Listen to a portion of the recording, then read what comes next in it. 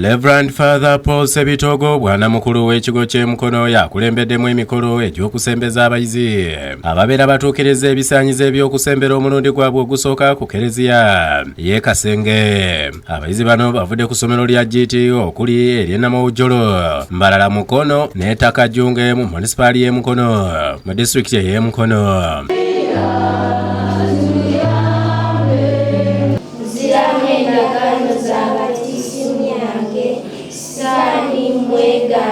Reverend Father Ssebitoogo abakalaatidde okubeera n'empisa n'okutya Katonda mu buli kye bakola. Mubeerenga mu mmisa buli kaseera musobole okufuna omukama.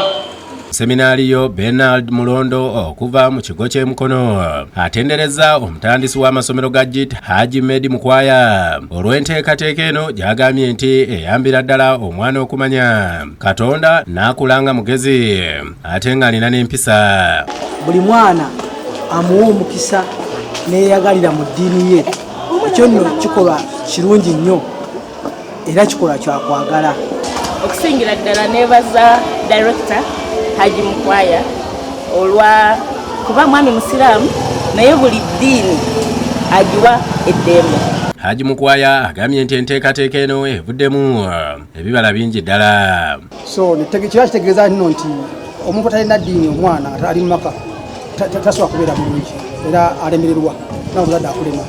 So nentandikira okulaba nga amasosowaza amaddiini gonna abazadde ne baba nga bafunamu naffe tusobonamu omwana banga yekuma yekka. Ku ntandikwa y'olusoma lwa ttaamu eno ey'okubiri era abayizi ku masomero ga GT beetaba mu kulamaga ku kigwa ky'abajulizi e Namugongo mu kuza olunaku lw'abajulizi ba Uganda. Kino kikolebwa okwagaliza abayizi eddiini ne Katonda waabwe n'okubakuza nga bampisa. Abayizi bano baafuna omukisa okwetaba mu kukola by'ennyimba ezisuuta omutonzi okukira ennyonza.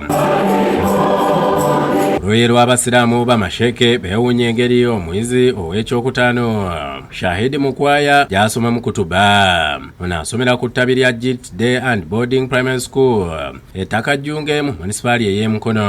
Innama harama alaykumul maytata wasmahalli azizakumwe okulebeta ebifudde byokka obisolo ebifudde byokka.